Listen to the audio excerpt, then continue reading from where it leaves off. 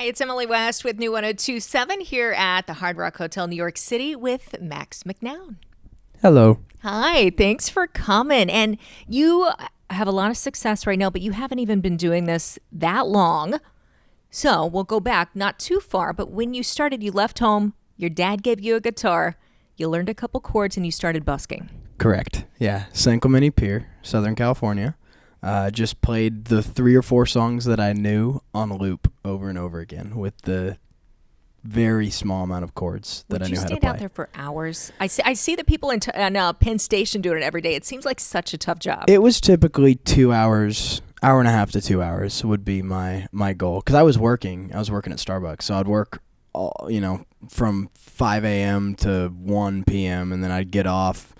Usually I'd try to work out, and then I'd go to the pier and just perform for a couple hours, and then that was always a little bit of extra funds on top of my Starbucks paycheck. All right, well, Starbucks, what's the worst drink to make? Frappuccinos. If you order a Frappuccino, even if the worker is acting as if they love you, they really hate you deep down inside. Good to know. Yeah. All right, so maybe you were highly caffeinated when you were busking, but what did you learn? Yes, what did you learn from that and take away? The friend that got me to busk framed it like this: the worst case scenario, nobody cares, and the best case scenario, nobody cares. And I have taken that into shows. I've taken that into so many areas of the musical career where it's like, I have a job that I'm going to do my best to do, and how it's received is not. That's out of my control. So that's what I took away from it. It was, people are going to walk by, and some people come up and they tell me that I've blessed their night, and they're so grateful that I'm there. And then some people just walk by, they don't pay attention, don't say anything, and that's fine. I've never gotten any hate though, so that's good. Well, I think that's a great outlook. You don't put too much pressure on yourself. Yeah. So you started singing on socials, started getting your music out a little bit, doing covers, and then you got some response and thought, hey, let me put my own stuff out. Mm-hmm. Yeah. Once a day was the switch that I flipped in my head. It was just post once a day, and if you do that consistently, everybody says that's kind of how you grow. And so it was kind of a war of attrition. It was a post once a day, and honestly, for several months, that wasn't really working very well. And then I started doing reaction videos on this website called Omegle, which is dead now.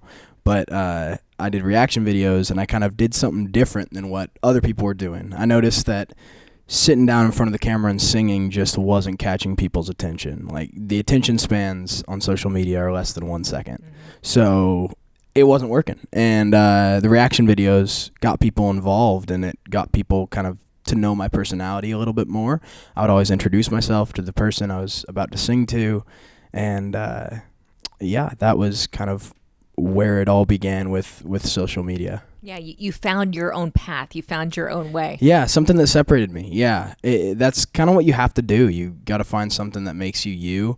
I remember when I was deciding, after living in California and busking and getting a little bit of a social media presence going, I was deciding whether I should just send it and move to Nashville or move to Bend, Oregon, and kind of hone in on what makes me Max McNown, which is my Northwest roots. And so I decided to move to Bend with that same thought, was just, if I go over there and I try to be like every other person, then what makes me unique? I'm not the best guitarist in the world. I'm not the best vocalist in the world, but I am the only Max in the world, and that's what you have to play on. Another great positive outlook. Now you said one of your favorite artists, Noah Kahan. I loved your cover of Stick Season. Thank you. What did you learn from him, and what do you take from him when you write your own music? The best way I can phrase it is, his writing shows me that you don't have to be afraid to write something weird.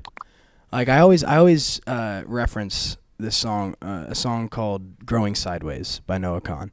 And the first line of the song, there's no prefacing this. It's just, so I took my medication and I poured my trauma out on some sad-eyed middle-aged man's overpriced new leather couch. And nobody else writes like that. Like, he writes in such a unique way and so specifically, but also broad. And so that's always the goal for me now. It's like, how can I be so personal to me where I can put so much emotion into this song, but write it in a way that others feel they relate to a piece of it.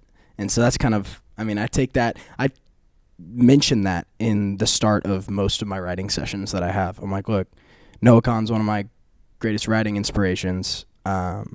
He writes weird sometimes, and he writes kind of ongoing sentences that flow into one another. And it's not as like start, stop poetry. You know, it's more like a river of sorts. It's like a weird river. It's a weird river of beautiful lyrical genius. Yeah. So you did a lot of covers, but how did it feel when a superstar covered your song, A Lot More Free, Kelly Clarkson, on her talk show? I mean, millions of people saw this. Yeah, that was, out of all things I've done in my career thus far, that was the one that blew me back the most. Especially because my management kept it secret from me until she did it. And so I learned about it through a story share from a random fan. But that, I always talk about how I struggle sometimes to stop and smell the roses because it's so go in this career. And that was one of those moments where I was just like, wow, where am I? What is happening? You know, it's all happening. This is real. And I had the most family and friends reach out to me about that than anything else. That was like, everybody was just, their minds were blown. Well, you know, you made headlines several months ago. I actually talked about you on the radio. Thank you. So you're welcome. So you were set to play Bowery Ballroom here in this city, and another big artist wanted to take your spot. Mm-hmm. One of the greatest of all time. Paul McCartney. How did you feel at first before you knew it was him, and then after you heard it was him? At first, they were like, hey, a big name wants to play here, wants to play a private show here. Like they called him a stadium act, wants to play a private show here. And I was like, man, is Morgan Wallen about to kick me out of the Bowery Ballroom right now for like a private show? And I have nothing against Morgan Wallen, but I was just wondering, like, who is this massive act that's about to kick me out? And when I learned it was Paul McCartney, honestly, like a bunch of weight was lifted off my shoulders. It became it's a hilarious story to tell. And I've been fortunate enough to be able to talk about it in a lot of interviews. And it's like, man, if you would have told me 2 years ago that I would be playing a venue and Paul McCartney would want to play it, so I would move to a bigger venue and then sell that venue out, like, it's a win-win-win all around. And I have no hard feelings, Did you get to only meet love. him at least? No, I didn't. Did he? We had the shows. I was so go, and I played my show, and I was out of there that night on the bus. So there was Did just he no send time. you any merch? Did you get anything? No. You just got a good story. Yeah, which great is fine. story. Great story. Yeah, and those are valuable. Very valuable. So you have got an album coming out, Night Diving, July 18th. And I'm sure it's got a deeper meaning, which I'll get to in a second. But do you go night diving? I have. It sounds terrifying to me. It's one of the weirdest experiences of my whole life, and that's why there was a song and later an album based around it. You have to.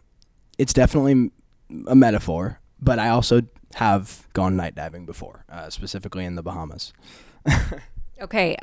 So how do you feel when you do that? It's the act of night diving is willingly going somewhere where there could be danger. You fear it a little bit, but it's also when you dig into, the ocean like that at that time of night, you see things and you find things that you never would have seen in the daytime. And so that's kind of the larger symbolism. It's kind of digging into parts of yourself that aren't so bright and realizing that you find a lot of beauty when you're honest with yourself and you're facing the things that don't always come out easy in the light. Well, it sounds like a lot to dive into. Yeah, so when the album comes out. But you just got back on tour from Australia, New Zealand. And do you have more dates coming up? I do. We're playing 120 shows this year, and that's not counting radio shows and like some private shows. So it's like 140 shows this year. And we've gotten quite a few done, but we have a lot more coming and a lot that haven't been announced yet. So we're going back to Australia for one show, my first headline festival in Bloomsbury, Queensland. Mm-hmm. There's so many that I forget sometimes. Is there anything else you want to share here? You're not sure. No, I'm not. All right. Well, we cannot wait to see what you have coming up, and so excited for you. Max McNown, thank you for coming to here, Hard Rock Hotel, New York City for New 102.7. Thank you for having me. Appreciate it. Enjoy that video? See more interviews, more performances, and more of your favorite artists by subscribing and downloading the free Odyssey app.